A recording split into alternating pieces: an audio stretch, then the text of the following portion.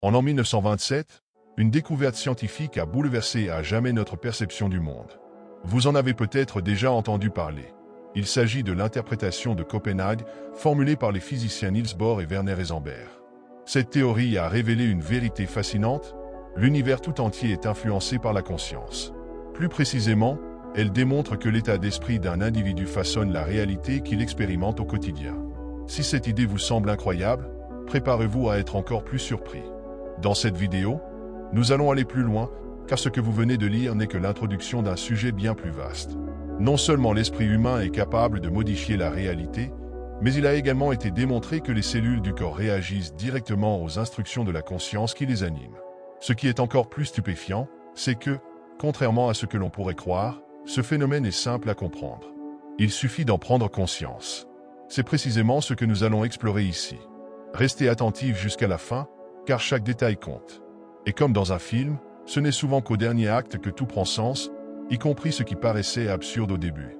Avant d'aller plus loin, il est essentiel de comprendre ce que Niels Bohr et Werner Heisenberg ont découvert en développant l'interprétation de Copenhague. En résumé, cette théorie s'intéresse à la mécanique quantique, c'est-à-dire à l'étude du comportement des particules subatomiques qui composent toute chose dans l'univers. Pour simplifier, analyser ces particules revient à étudier la manière dont la réalité prend forme. Cela ouvre des perspectives fascinantes sur l'origine de l'univers, de notre corps et même de notre conscience. Autrement dit, il s'agit d'une exploration profonde de la nature même de la réalité. L'une des découvertes les plus stupéfiantes dans ce domaine est que l'observation influence directement le comportement des particules subatomiques. En d'autres termes, l'attention de l'esprit est intrinsèquement liée à la structure de l'univers. Cela signifie que la conscience humaine interagit en permanence avec la réalité qui l'entoure. Mais comment cela est-il possible? La réponse repose sur un principe fondamental: la nature même de l'univers. Tout ce qui existe, votre corps, votre esprit et votre environnement l'est, avant tout, une manifestation de l'esprit. Si cette idée a longtemps été au cœur des traditions spirituelles, elle est aujourd'hui confirmée par la science. Tout est conscience, et l'univers est mental. Si nous comprenons que la substance fondamentale de l'univers est de nature mentale, il devient évident que l'esprit est la force la plus puissante qui soit. Pourtant, pendant des siècles, on nous a enseigné une vision erronée de la réalité, comme si la matière était une vérité absolue et indépendante de notre perception. Mais il n'a jamais existé de réalité strictement matérielle. Ce que nous percevons comme étant du solide n'est en réalité qu'une illusion issue d'un consensus collectif. Sachant que l'univers est mental, il devient clair que croire aux limites, telles que la mortalité, façonne notre expérience de l'existence. La conscience individuelle influence non seulement l'apparence du corps, mais aussi la structure même de la réalité environnante. Toutefois, cela ne signifie pas que la nature fondamentale de l'univers change. La substance originelle reste toujours spirituelle. Ce qui varie, c'est la manière dont l'esprit façonne son apparence. Ainsi, nous ne créons pas la réalité, nous l'interprétons. Et en changeant notre compréhension de celle-ci, nous lui permettons d'apparaître sous sa véritable forme. Prenons un exemple: un individu conscient de sa nature divine, c'est-à-dire du fait qu'il est pur esprit, éternel et illimité, transmet cette conscience à son propre corps. Mais en réalité, le corps est déjà une expression de la lumière. La cellule originelle, parfois appelée cellule du Christ, porte en elle cette vibration spirituelle parfaite. L'esprit conscient ne fait que révéler ce qui est déjà là, une manifestation pure et absolue de la conscience. Il ne s'agit donc pas de transformer le corps, mais de dévoiler sa véritable nature, qui est immortelle et infinie. Le principe est simple: tout est conscience, et par conséquent, nous sommes les créateurs de notre propre réalité. Cela implique que nous avons le pouvoir de diriger notre vie selon ce que nous souhaitons voir se manifester. Mais attention, il ne s'agit pas d'attendre passivement un changement extérieur. La clé réside dans l'engagement total envers une réalité choisie et dans la constance avec laquelle nous la maintenons. Niels Bohr disait: dans le drame de l'existence, nous sommes à la fois acteurs et spectateurs. Mais celui qui prend conscience de sa véritable nature ne subit plus ce drame. Il devient le créateur souverain de son existence, dirigeant ses pensées et son énergie vers ce qu'il désire réellement expérimenter. Votre état de conscience ne détermine pas seulement l'apparence de votre corps, mais aussi celle de l'univers qui vous entoure. Pourtant, la nature véritable de la réalité ne change pas, elle demeure spirituelle. Ce que vous modifiez, c'est simplement la manière dont votre esprit interprète cette essence infinie. Prenons l'exemple d'une chenille, elle ne reste pas passive en espérant qu'un miracle la transforme en papillon.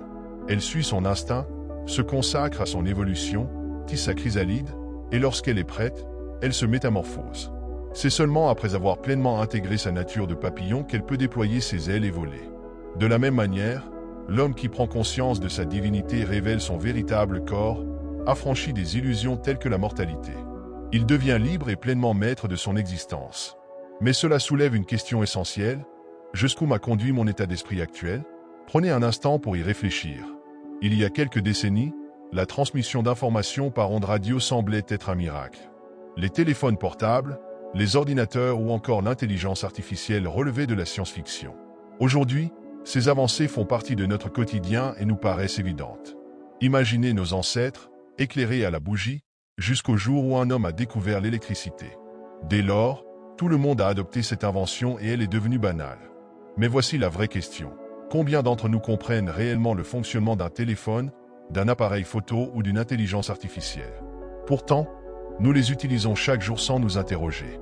Il en va de même pour la compréhension de la réalité. Allez-vous choisir de vivre en tant qu'être pleinement conscient de sa nature divine, ou continuerez-vous à suivre le courant inconsciemment? Comme pour toute avancée universelle, le choix vous appartient. Mais une chose est certaine, la réalité ne cessera jamais d'évoluer, et il ne tient qu'à vous de la comprendre et de l'expérimenter en toute conscience. Être conscient, c'est être maître de sa propre existence. La décision vous appartient.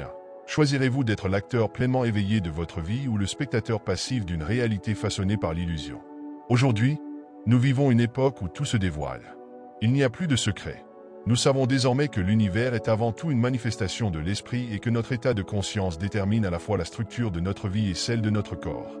Un esprit pleinement conscient de sa nature divine n'est pas limité par les lois du monde physique. Il peut marcher sur l'eau, dépasser les frontières de l'impossible et transcender les limites que l'on croyait inébranlables.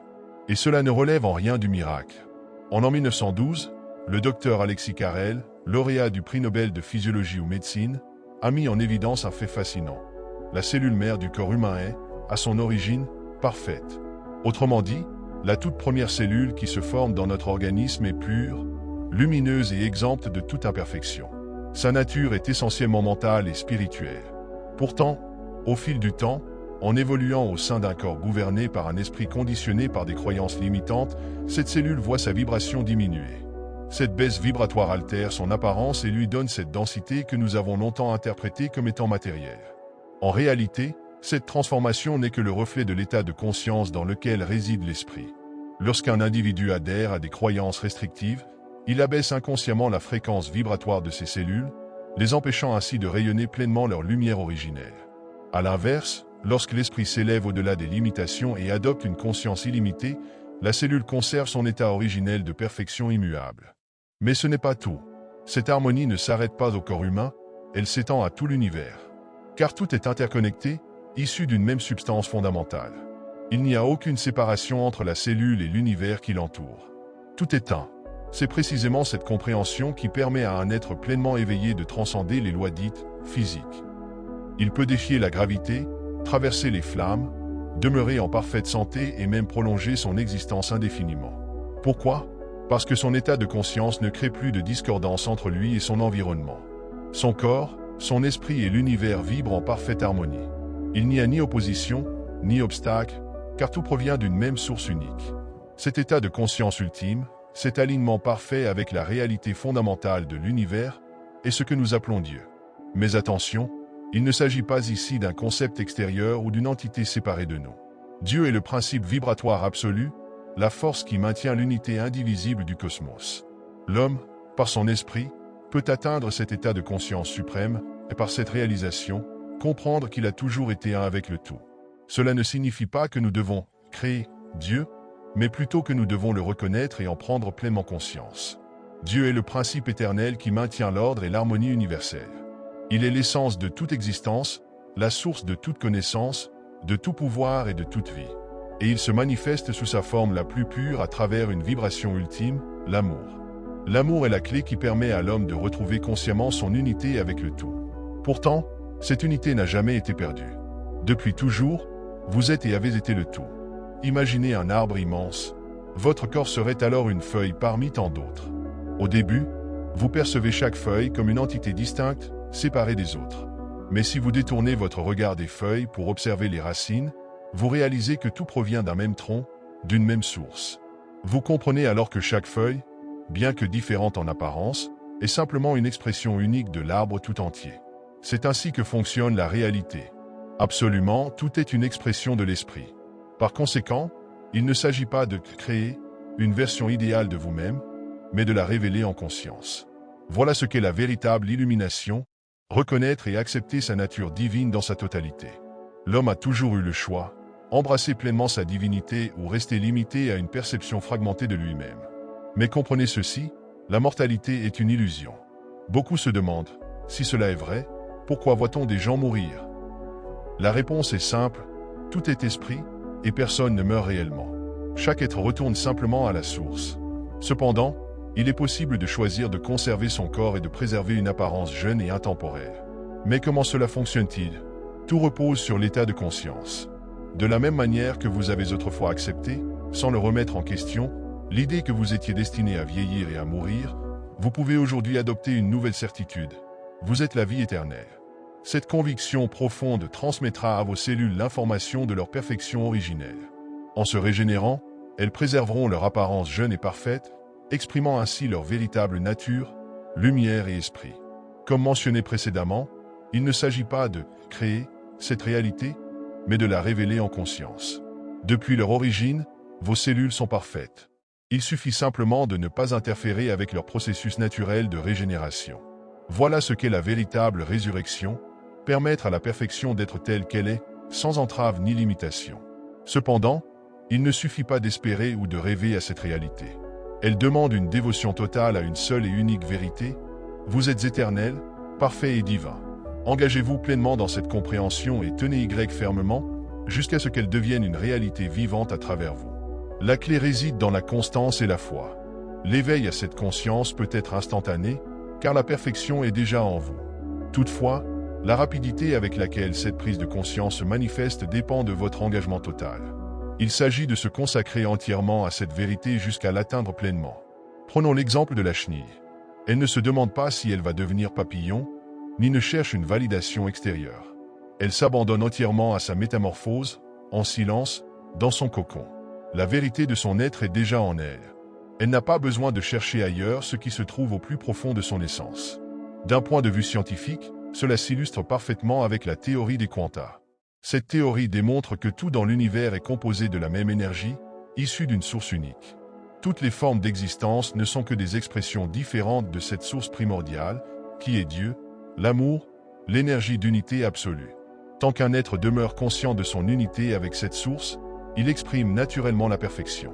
Cependant, lorsqu'un individu se perçoit comme séparé, il entre dans un état de désalignement avec la réalité universelle. Cette illusion de séparation abaisse son taux vibratoire, affectant ainsi son corps et son esprit. C'est cet abaissement vibratoire qui conduit à l'illusion de la mort.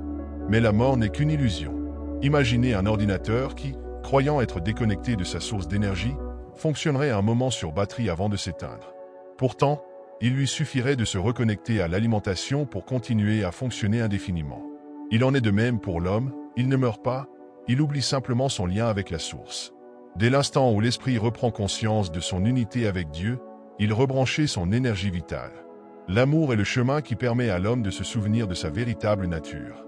Dans cet état, il met fin à toutes les illusions et perçoit enfin la réalité telle qu'elle est.